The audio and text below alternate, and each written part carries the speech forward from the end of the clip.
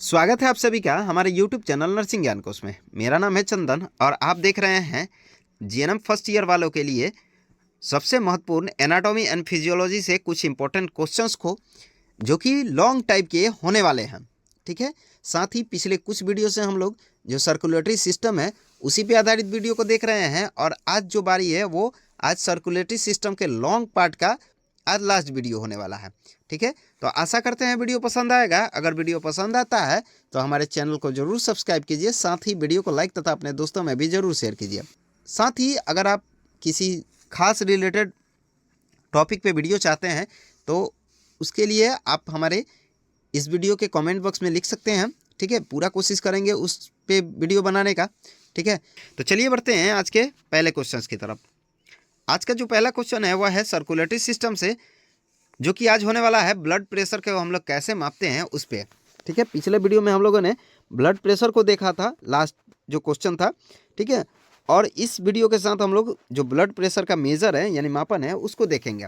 तो blood pressure का जो मापन है यानी मेज़र है वो स्फाइग्नोमैनोमीटर के द्वारा किया जाता है, जो कि एक तंत्र होता है ब्लड प्रेशर को मापने वाला। ठीक है, जिसे हम लोग स्फैग्नोमैनोमीटर के नाम से जानते हैं, जो कि एक कपड़े की थैली के अंदर एक रबर की ट्यूब लगी होती है। इसमें से एक नली हवा भरने वाले वाल्व से तथा दूसरी जो ट्यूब होती है वो मैनोमीटर से जुड़ी होती है। अर्थात स्फैग्नोमैनोमीटर जो होता है वो एक कपड़े की थैली के अंदर एक रबर की ट्यूब के द्वारा लगी होती है। इसमें एक नली हवा भरने वाला वाल्व से तथा दूसरी जो होती है वो मैनोमीटर से जुड़ी होती है। ये हम बात कर रहे हैं जो मैनुअल स्फैग्नोमैनोमीटर होता है उसका। आजकल जो है वो डिजिटली भी आ गया है, जिसमें इसका कार्य नहीं होता है। ठीक है, उसमें केवल कफ बांध दिया जाए और उसके बाद जो है वो ऑटोमेटिक मेजर कर लेता है। लेकिन ये जो होता है वो अभी जो हम लोग पढ़ रहे हैं वो मैनुअली का बात कर रहे हैं। थैली को बांह के ऊपरी भाग पर लपेट दिया जाता है तथा रबर के बल्ब को दबाकर तेजी से रबर की थैली में दाब 200 mm Hg यानी मरकरी के निशान तक पहुंचा दिया जाता है। यह दाब ब्रेकियल धमनी का जो होता है उसको पूर्ण रूप से अवरुद्ध करने के लिए सक्षम होता है। अर्थात ब्रेकियल जो धमनी होता है उसके कार्य को पूर्ण रूप से अवरुद्ध कर देता है, जिससे रक्त जो होता है वो हाथ के निचले सतह पे नहीं आ पाता है। अतः कलाई पर रेडियल धमनी जो होती है लुप्त हो जाती है। फिर दाब को धीरे धीरे कम करके उस बिंदु पर लाया जाता है जहाँ पर नाड़ी जो होता है वो अनुभव होने लगता है। पहला नाड़ी जहाँ अनुभव होता है, ठीक है, उसे हम लोग सिस्टोलिक प्रेशर बोलते हैं। और उसके बाद धीरे धीरे फिर से हम लोग छोड़ते जाते हैं, यानी हवा को ढीला करते जाते हैं, हवा को छोड़ते जाते हैं और फिर जो अगला साउंड सुनाई देता है उसे हम लोग डायस्टोलिक ब्लड प्रेशर के नाम से जानते हैं। ठीक है, तो ये हो गया हमारा रक्तचाप का मापन, जो कि स्फाइगोमैनोमीटर के द्वारा किया जाता है। ठीक है, एडल्ट में नॉर्मली 120/80 mm Hg, जिसमें सिस्टोलिक जो होता है वो 120 होता है और डायस्टोलिक जो होता है वो 80 mm Hg होता है।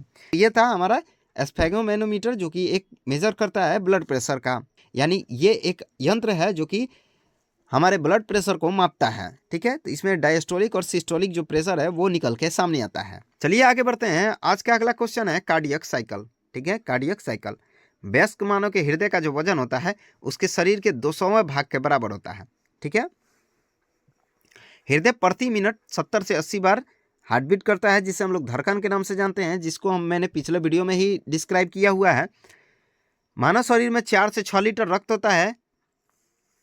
हृदय रक्त को 1 से 1.5 मिनट में संपूर्ण शरीर में पंप करके एक चक्र पूरा कर देता है।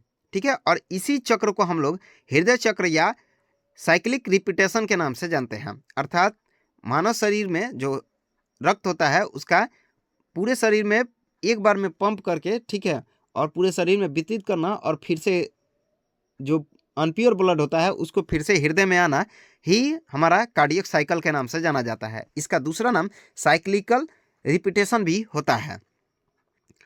अगर बात किया जाए हृदय चक्र की घटनाओं का, यानी ये टोटल कितने घटनाओं में संपूर्ण होती है, तो इसमें जो होती है वो 4 घटनाएं शामिल होती हैं, जिसमें पहला आर्टियल सिस्टोलिक होता है, जिसकी अवधि लगभग 0.1 सेकेंड की होती है। दोनों अलिंदों में एक साथ संकुचन होने के कारण टाइस्पीड वाल्व तथा बाइस्पीड वाल्व जो होता है वो एक साथ खुलते हैं और इनसे होकर रक्त निलय में भरता है। ठीक है, तो यह हो गया आर्टियल सिस्टोल। और दूसरा होता है वेंट्रिकल सिस्टोल, जिसका समय अवधि जो होता है वो 0.3 सेकेंड का होता है। नीलियों में एक साथ संकुचन के कारण रक्त पल्मोनरी वाल्वों को खोलता हुआ पल्मोनरी धमनी में प्रवेश करता है और शुद्ध होने के लिए दोनों फेफड़ों में चला जाता है। लेकिन बाएं नीले का जो रक्त है वह एरोटिक वाल्व को खोलकर महाधमनी के द्वारा फेफड़े को छोड़कर शेष शरीर की पूर्ति के लिए अपने मुख्य धमनियों व शाखाओं के द्वारा वितरित कर दिया जाता है। तो ये हो गया हमारा वेंट्रिकल सिस्टोल। दूसरा है एट्रियल डायस्टोल, जिसकी समयावधि 0.7 सेकेंड की होती है। ठीक है, इसमें दोनों अलिंद शिथिल रहते हैं यानी स्थिर रहते हैं, परंतु क्लिप जो होता है वो संकुचित होते रहता है। इस समय में चौथा अलिंद भेना कावा सिराओं द्वारा अशुद्ध रक्त यानी अनप्योर जो ब्लड होते हैं वो बाएं अलिंद पल्मोनरी वेन के द्वारा शुद्ध रक्त को प्राप्त कर लेते हैं। और चौथा अगर बात किया जाए वेंट्रिकल डायस्टोल का, तो जिसकी समयावधि 0.5 सेकेंड की होती है और इस समय जो होता है वह निलय शिथिल रहता है और दोनों अलिंदों से रक्त जो दोनों निलय में पुनः भर जाता है। तो ये होता है एक चक्र जो कि 4 घटनाओं में संपूर्ण होता है। पहला आर्ट्रियल सिस्टोल द्वारा, दूसरा वेंट्रिकल सिस्टोल द्वारा, और तीसरा आर्ट्रियल डायस्टोल द्वारा, और चौथा वेंट्रिकल डायस्टोल द्वारा, जो कि टोटल 1 से लेकर 1.5 मिनट में ये हृदय चक्र जो होता है वह अपना एक बार पूरा जो है चक्र यानी साइकिल पूरा करता है। आगे बढ़ते हैं, अगला है भेन। पिछले वीडियो में हम लोगों ने धमनी के बारे में यानी आर्टरी के बारे में देखा था। इस वीडियो में हम लोग भेन के बारे में देखने वाले हैं। ठीक है, अगर आपने पिछले वीडियो को मिस किया है तो आप लोग प्ले लिस्ट से जाके और उस वीडियो को देख सकते हैं। ठीक है, जिसमें मैंने धमनी का पूर्ण विस्तारित जो चीज़ें हैं उसको मैंने उस वीडियो में बताया हुआ है। तो भेन जो होती हैं वो जो कैपिलरी होती हैं उसी के द्वारा ये जुड़ के और भेन बढ़ती है।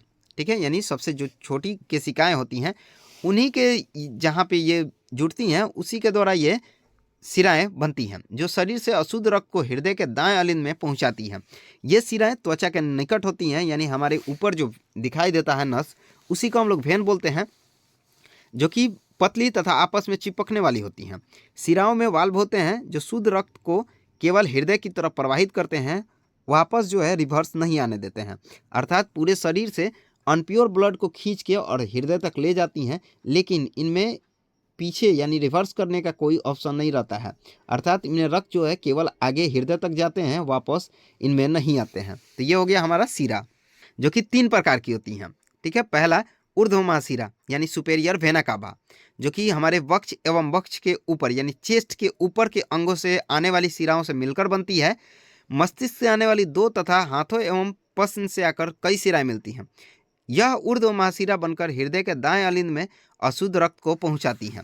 तो यह हो गया हमारा सुपेरियर वेना कावा, जो कि हमारे चेस्ट और चेस्ट के ऊपरी जो अंग होते हैं उसी से आने वाली सिराओं से मिलकर बनती है। दूसरा जो होता है वो होता है निम्न महाशिरा यानी इन्फेरियर वेना कावा, जो कि हमारे निचले अंगों जैसे पैर, किडनी या फिर लीवर हो गया, वहाँ से जो अशुद्ध रक्त लेकर आने वाली सिराएं होती हैं उनसे मिलकर बनता है। यह निम्न महाशिरा भी हृदय के दाएं अलिंद में ही अशुद्ध रक्त को पहुंचाता है। ठीक है, तो ये हो गया सिरा का दूसरा भाग। और तीसरा जो होता है वो कोरोनरी सिरा, जो कि हमारे हृदय सिरा यानी कोरोनरी वेन भी दाएं अलिंद में ही स्थित साइनस तक हृदय को पहुंचाता है। ठीक है, तो ये हो गया हमारा हृदय, जो हृदय में पहुंचाती है अशुद्ध रक्त, उनसे संबंधित जो वेन होते हैं उसका। ठीक है, जो कि 3 प्रकार के होते हैं और तीनों का जो कार्य है वो अलग अलग होता है, यानी अलग अलग अंगों से अशुद्ध रक्त को खींच के और जो हृदय होता है उसके दाएं अलिंद में पहुंचाने का कार्य ये करती हैं। ठीक है, चलिए आगे बढ़ते हैं। अगला है रक्तचाप को बनाए रखने वाले कारक। पिछले वीडियो में हम लोगों ने ब्लड प्रेशर को देखा था। आज हम लोग इस वीडियो में ब्लड प्रेशर के क्या क्या फैक्टर होते हैं जो मेंटेन करके रखते हैं उसको हम लोग देखने वाले हैं। तो इसमें पहला जो है वो है रक्त का हृदय से निकास यानी कार्डियक आउटपुट। हृदय के नीले द्वार द्वारा एक बार के संकुचन में लगभग 70 mm जो रक्त होता है वो स्ट्रोक वॉल्यूम से धमनी में सामान्य रूप से पहुंचती है, यानी शुद्ध होके और हमारे धमनी में पहुंचती है। अगर यह मात्रा अधिक हो तो रक्तचाप जो है बढ़ जाता है। ठीक है, यानी अगर शुद्ध रक्त का जो मात्रा है अगर ज़्यादा हो जाए, 70 mm से ज़्यादा हो जाए, तो उस स्थिति में जो हमारा ब्लड प्रेशर है वो बढ़ जाएगा। अर्थात ये बोल सकते हैं कि रक्त की अधिक मात्रा में निकासी भी ब्लड प्रेशर को बढ़ाती है। दूसरा है धमनी की दीवारों का लचीलापन। ठीक है, अगर धमनी की दीवार है लचीलापन ना रहे तो उस स्थिति में रक्तचाप जो है वो बढ़ जाएगा, यानी ब्लड प्रेशर बढ़ जाएगा। और ज़्यादा मात्रा में अगर इलास्टिसिटी यानी लचीलापन आ जाता है तो उस स्थिति में ब्लड प्रेशर जो है वो कम हो जाएगा। तो दूसरा जो कारण होता है वो होता है धमनी की दीवारों का लचीलापन। तीसरा जो कारण है वो है रक्त का गाढ़ापन। अधिक मात्रा में रक्त का गाढ़ा होना भी ब्लड प्रेशर को बढ़ा देता है और कम मात्रा में गाढ़ा होना भी ब्लड प्रेशर को कम कर देता है। ठीक है, तो ये हो गया एक और कारण, रक्त का गाढ़ापन। और चौथा जो कारण होता है वो होता है ब्लड वॉल्यूम, यानी रक्त का आयतन। रक्त का कितना आयतन है ये भी ब्लड प्रेशर को निर्धारित करता है। अगर अधिक मात्रा में रक्त जो है उसमें जल की मात्रा कम हो जाए तो उस स्थिति में जो है वो हमारा ब्लड प्रेशर कम जाएगा, और जल की मात्रा अधिक हो जाए या ब्लड की मात्रा ज़्यादा हो जाए तो उस स्थिति में हमारा ब्लड प्रेशर जो है वो हाई हो जाता है।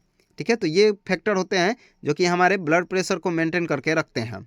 चलिए आगे बढ़ते हैं। आज का अगला क्वेश्चन है पल्स। ठीक है, जिसे हम लोग नाड़ी के नाम से जानते हैं नॉर्मली। किसी रक्त वाहिनी के बारी बारी फैलने और सिकुड़ने में होने वाली गति, ठीक है, यानी स्पंदन को ही हम लोग नाड़ी के नाम से जानते हैं। धमनी का फैलाव हृदय यानी निलय के संकुचन के आधार पर होता है। प्रत्येक धमनी का संकुचन हृदय के निलय फैलाव यानी डायल्टेशन पर होता है। हृदय के एक बार संकुचन 70 से 80 मिली रक्त को महाधमनी यानी अरटा में प्रवेश करता है, जिससे धमनी में द्रव लहर उत्पन्न होती है। यह लहर धमनी पर हाथ रखने में महसूस होती है, जो किसी अस्थि के ऊपर और त्वचा के निकट होती है। जो कलाई के बोट के पास में एक खांच यानी फोसा में रेडियल धमनी स्थित होती है। इसी धमनी से हम लोग नॉर्मली ब्लड प्रेशर की जांच करते हैं, यानी बीपी की जांच करते हैं। नब्ज के दबाव यानी पल्स प्रेशर को जानने के लिए सिस्टोलिक और डायस्टोलिक ब्लड प्रेशर की जांच करते हैं, और दोनों के बीच के अंतर को हम लोग नाड़ी दाब या पल्स प्रेशर के नाम से जानते हैं। अर्थात सिस्टोलिक प्रेशर और डायस्टोलिक प्रेशर के बीच में जो अंतर आता है उसी को हम लोग नाड़ी दाब के नाम से जानते हैं, जो कि नाड़ी दाब की जो गति होती है वो 60 सेकेंड में यानी प्रति मिनट जो होता है वो 20 के आसपास होता है। ठीक है, तो ये हो गया हमारा पल्स। अब आगे बढ़ेंगे हम लोग कैपिलरीज की तरफ, यानी केशिकाएं जिसे हम लोग बोलते हैं। ठीक है, अभी हम लोगों ने सीरा को देखा था। सीरा जो होते हैं वो कैपिलरीज से मिलकर ही बनते हैं। तो कैपिलरी अब होती क्या है, तो ये सबसे पतली धमनी की होती हैं, यानी ये एक सूक्ष्म पतली धमनियां होती हैं। शरीर के प्रत्येक अंग के उदक व कोशिका को पोषण तथा ऑक्सीजन की पूर्ति के लिए शुद्ध ऑक्सीजन व पोषण युक्त रक्त पहुंचाने का जो कार्य है वो इन्हीं के द्वारा किया जाता है। आगे बढ़ते हैं। अगला है वेनस सिस्टम यानी सीरिया तंत्र। शरीर में रक्त का परिभ्रमण करने के लिए जो उत्तरदायी होते हैं वो हमारा सीरिये ही होते हैं। ठीक है, अर्थात ये जो होती हैं वो हमारे संपूर्ण शरीर से अशुद्ध रक्त को खींच के और सीरा में लेके आती हैं, और सीरा जो है हृदय तक लेके आती है। तो सीरिय तंत्र ही होती हैं जो हमारे संपूर्ण शरीर से अशुद्ध रक्त को हृदय तक पहुंचाने का कार्य करती हैं। और अंतिम है वाहिनी प्रेरक तंत्रिका यानी वैसोमीटर नर्व। ठीक है, इन तंत्रिका के तंतुओं के द्वारा रक्त वाहिनियों के तनाव को नियमित किया जाता है। अर्थात ये जो होती हैं हमारे रक्त वाहिनियों के जो तनाव होता है उसको नियमित करने के लिए उत्तरदायी होती हैं। ठीक है, तो आज के लिए बस इतना ही। आशा करते हैं वीडियो पसंद आया होगा। अगर वीडियो पसंद आया है तो हमारे चैनल को जरूर सब्सक्राइब कीजिए, साथ ही वीडियो को लाइक तथा अपने दोस्तों में भी जरूर शेयर कीजिए। अगर आप इस वीडियो से संबंधित पीडीएफ को देखना चाहते हैं तो हमारे डिस्क्रिप्शन बॉक्स में लिंक मौजूद है, जिस पे आप टाइप करके और पीडीएफ को देख सकते हैं। साथ ही अगर आप हमारे साथ जुड़ना चाहते हैं तो उसका जो लिंक है टेलीग्राम चैनल, व्हाट्सएप चैनल तथा इंस्टाग्राम चैनल का लिंक जो है वो डिस्क्रिप्शन में दिया हुआ है। आप लोग उस पर टाइप करके और हमारे साथ जुड़ सकते हैं। तो मिलते हैं ऐसे ही किसी नए वीडियो में, तब तक के लिए धन्यवाद।